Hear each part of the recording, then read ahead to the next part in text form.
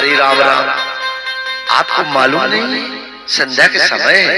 इस समय संध्या के समय में जो कोई यदि काम किया करता है ये आज निश्चित श्रापित होगा। इस समय जानते हो ये घोर तमा बेला घोराणाम घोर दर्शनाय चरण यस्याम भूतानि भूते सार चराणी। इस समय भोलेनाथ के गढ़ घूमते हैं। जो कोई गंदा काम करता है उस समय क्या नहीं कर सकते, इसलिए संध्या के समय 4 काम वर्जित है। क्या क्या? सायंकाले संप्राप्ते चतुष्कर्माणि वर्जित आहारम मैथुनम निद्रा स्वाध्याय विशेष। ये क्या है? आहार जायते जो कोई भोजन करता है, पानी पीता है अथवा चाय इत्यादि करता है, खाता पीता है तो क्या होता है? आहार जायते व्याधि। महाराज गैस बड़ी बनी, अब गैस काट डालो, फेंक दो। अब जब तो शाम के मार जम के पाना है तो क्या करो? इसलिए पहला काम है बंद कर दो संध्या के समय। हम लोग कभी पानी नहीं पीते, खूब प्यास लगी रहती। नहीं, इस समय संध्या। ये हम अपने लिए नहीं कर रहे, सबके लिए कहते हैं। शास्त्र का निर्देश। पंडित जी बैठे खजूरी ताल के रिटायरमेंट में प्रोफेसर थे, इसलिए सायं आहारे जायते व्याधि गर्भ दुष्चिष्ट मैथुने। संध्या के समय जो 4 काम, पहला काम भोजन न करो, कुछ न खाओ। दूसरा मैथुन का यदि सृष्टि करेंगे, संतान की इच्छा करेंगे तो दुष्ट संतान उत्पन्न होगा। तीसरा निद्रायाम हरे लक्ष्मी। संध्या के समय जो कोई खाता पीता है तो लक्ष्मी मैया चली जाएगी। अपनी बहन, उनकी बहन का नाम जानते? दालिद्र आया करके सीताराम कर देंगे। कभी पूजेंगे नहीं, जितना खवाओगे सीताराम हो जाता है। ये दलिद्र का काम है। चौथा स्वाध्याय मरणम ध्रुवम। संध्या के समय पढ़ना न चाहिए। अब आजकल ट्यूशन किस समय पढ़ाते हैं? शाम। अब लड़का कितना बुद्धिमान होता है अब समझ लो। हम लोग आज तक जीवन में कभी ट्यूशन नहीं जाते, अब किसी से कम नहीं। गुरुदेव की कृपा से हमेशा टॉप करते। कॉलेज में कक्षा 1 से लेके अब 50 नंबर 50 कोई गणित न पाता होगा। 25 में हम लोग 50 से 50 पाए। माने गुरुदेव की कृपा से सब होता। पहले से जो गुरुजन बताते थे हम लोग जो आगे।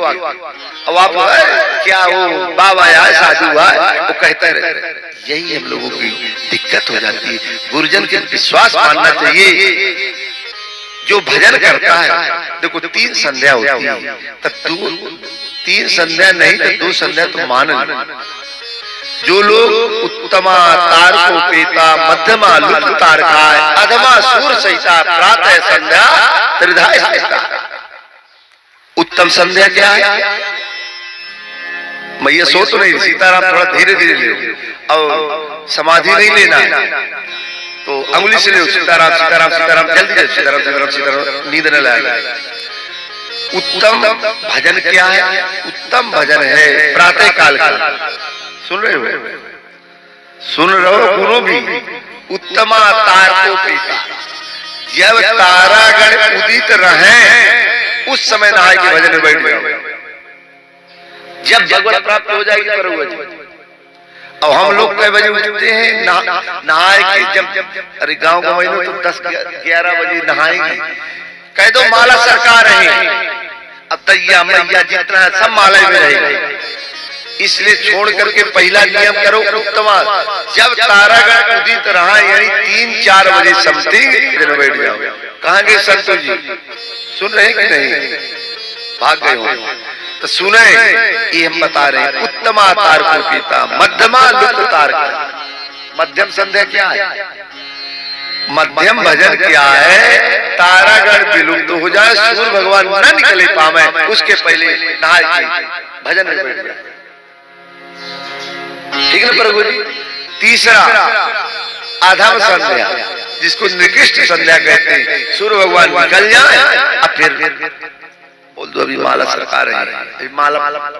इसीलिए कभी भगवत प्राप्त नहीं हो पाता। इसलिए सीखो पहला संध्या क्या है ये जो सीखेंगे, और संध्या के समय शाम के उत्तमा सूर संहिता मध्यमा लुप्त भास्कराय अधमा तार को पीता, और सायं संध्या त्रिधाई। सायं की संध्या क्या कहलाती है कि सूर्य भगवान उदय उसी तरह अस्त न होने पावे, उस समय भजन में बैठ जाए, ठीक है, गरज। और जब भास्कर एकदम विलुप्त हो जाए, डूब जाए, सूर्य भगवान डूब जाए, अब फिर भजन उस समय करें तो क्या है मध्यम संध्या। जब तारागण उदित होकर के भजन करें तो इसको निकृष्ट संध्या कहते हैं। समझ बात आ गई? इसीलिए भगवत प्राप्ति का हम साधन बता रहे हैं कि कैसे भगवान मिलते हैं। अब ना मानो तो गलती हमारी कि आपकी है ना, इसलिए उस मार्ग पर जो प्रशस्त होगा निश्चित भगवान की प्राप्ति होती है। हमारे गुरु जी कहते थे, कौन गुरु जी? स्वामी जी महाराज कहते भाई पहले अपना भजन कर लो, फिर इसके बाद 8-10 बजे जब रात विश्राम कर लो, फिर इसके बाद अपना काम धाम। यानी जो सुबह जो कोई भजन करता है उसको निश्चित भगवान की जल्दी प्राप्ति। कल्पना जी समझ बात आ रही है? अभी नहीं आ रही? हाँ तो तिलक उलक न मिटना चाहिए हर समय। अरे फिर से लगा लो, फिर दोबारा 4 बार 50 बार, पर तिलक कंठी भजन माला झोरी। अब देखो माला झोरी कई से कह रहे हैं अभी तक तीसरा दिन हो रहा। आप लोगों यानी माला झोरी नहीं है घर या हो तो फिर जपना चाहिए साथ में बैठ। इच्छा नियम बनाओ भैया, आज कोई कहने वाला नहीं।